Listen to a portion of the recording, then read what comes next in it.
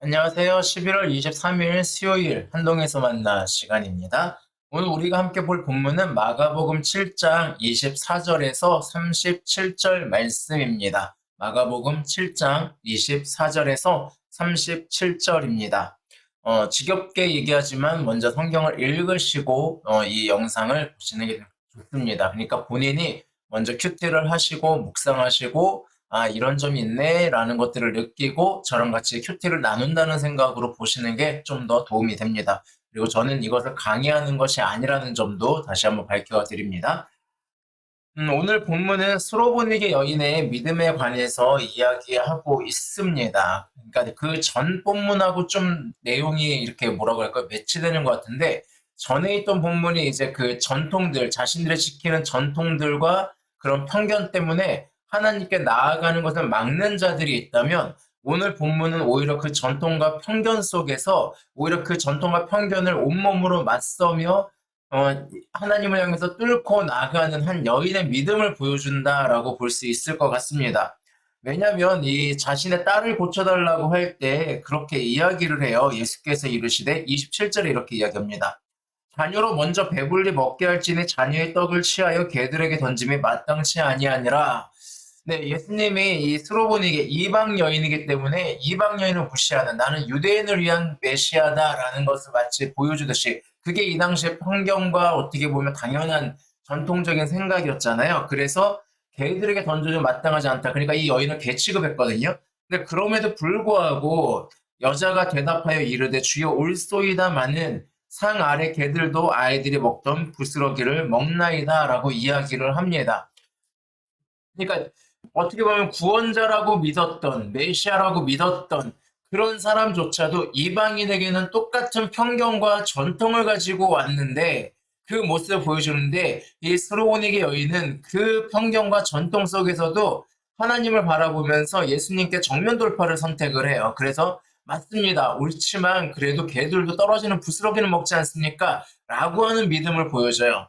그러니까 예수님이 그렇게 하니까 이야기하는 거예요. 29절에서 예수께서 이르시되 이 말을 하였으니 돌아가라.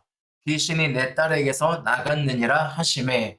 네, 어, 이 여인이 정면 돌파하는 모습, 그러니까 편견을 뚫고 하나님을 찾았기 때문에, 예수님을 찾았기 때문에 이 여인에게는 하나님의 역사가 일어납니다. 어쩌면 전통과 편견 속에 사로잡혀서 예수님이 오셨음에도 불구하고 그 예수님을 알아보지 못하고 그 예수님의 행동과 제자들의 행동을 알아보지 못하고 하나님의 일을 막아버리고 하나님을 깨닫지 못하고 있었던 그 대제사장과 서기관들, 바리새인들과는 달리 이 여인은 이방인임에도 불구하고 그런 편견 속에서도 그것을 정면 돌파하는 모습들을 보여주고 있습니다. 음, 이런 모습을 보면서 제가 생각했던 건 오늘날 우리가 사는 세상에도 여전히 편견은 존재하고 있습니다. 저도 편견을 가지고 있고요. 여러분들도 아마 가지고 있는 편견들이 있을 겁니다. 뭐 예를 들면 제가 이제 어릴 때 얘기를 좀 한다면 그게 있겠죠. 뭐라고 할까요? 공부 잘하는 애들 착한 애들인 거. 그거 나름대로 편견인 것 같아요. 그러니까 모범상을 받거나 착한 어린이상 받으면 항상 공부 잘하는 아이들이 받아요.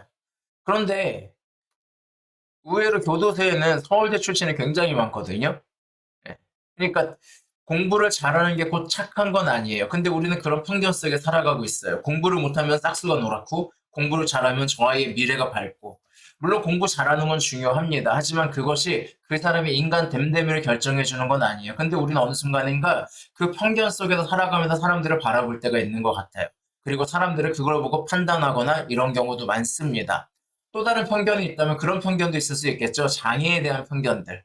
저 사람은 장애를 가지고 있으니까 아무것도 할 수 없을 거야. 하지만 닉 부이치치나 이런 사람들 보면 알 수 있듯이 그 장애를 이겨내고 그 사람들의 편견과 그 따가운 시선들을 이겨내고 인간 승리를 거둔 사람들은 우리에게 오늘도 감동을 주고 있습니다. 물론 이게 일반적인 예시는 아닙니다. 하지만 마찬가지입니다. 어쩌면 저도 세상의 편견 속에서, 세상의 관념 속에서, 세상의 전통 속에서 저는 살아가고 있는지도 모르겠습니다. 거기에 나름 순응하며 살아가고 있는지도 모르겠습니다. 하지만 우리가 그것에 순응하며 살아가기보다는 때로는 그 편견을 이겨내려는 몸부림을 할 수 있는 그런 사람이 되어야 되지 않을까. 그리고 내가 편견 쓰게 바라보는 사람들, 그래서 이 사람은 안 돼, 이 사람은 아니야 라고 했던 그 사람들에게 내 그 편견을 깨고 이 사람이 하나님을 향해서 나아갈 수 있도록 하는 것, 그리고 내가 함께 하나님께 나아가는 것, 이런 자세가 필요하지 않을까라는 생각을 해보았습니다. 왜냐하면 하나님은 우리의 편견을 이겨내게 하시는 분이기 때문에 그렇습니다. 편견을 이겨내고 또 전통 속에서 살아가는 것에서 벗어나려고 하는, 그리고 하나님을 향해서 나아가려고 하는 그 몸부림을 외면하지 않으시는 그 하나님을 우리는 바라보고 있기 때문에 그렇습니다. 부산에 있는 한 교회가 그 사도행전에 나와 있는 모든 사람들이 쓸 것을 다 자신의 소유를 다 내어놓고 필요한 자마다 이렇게 가져가게 하는 그런 게 있어가지고 그 말씀을 보고 이런 교회를 세울 수 있을까라는 생각에 사회재산 제도가 있으니까 불가능하지 않을까 했지만 한번 시도를 해보셨어요. 근데 지금 한 90명의 사람들이 아무 문제 없이 그런 교회를 세워가고 있고 또 이번에 분립을 한다고 하더라고요. 왜냐면 90명이 넘어가니까 이게 너무 가족까지 지내는 게 힘이 들어서 분립을 한다라고 이야기를 하더라고요. 이런 것도 어떤 면에서는 우리에 대한 교회에 대한 전통적인 생각들을 부수는 뭐라 그럴까, 부수는 일들을 하는 것이 아닐까라는 생각도 해보게 됩니다. 뭐 제가 이런 교회를 세워야 된다라는 건 아니고 이런 분들도 있다라는 거예요. 그러니까 언제나 하나님 앞에서 우리가 이 세상에서 주고 있는 편견과 전통들, 그리고 이게 당연하다라고 등식화되어 있는 것에 대해서 우리는 언제나 몸부림칠 수 있어야 돼요. 아니야, 때로는 그렇지 않을 수 있어라고. 언제나 우리가 바라봐야 되는 것은 무엇이냐면 사람 그 자체예요. 예수님도 스로보니게 여인 자체를 바라보셨어요.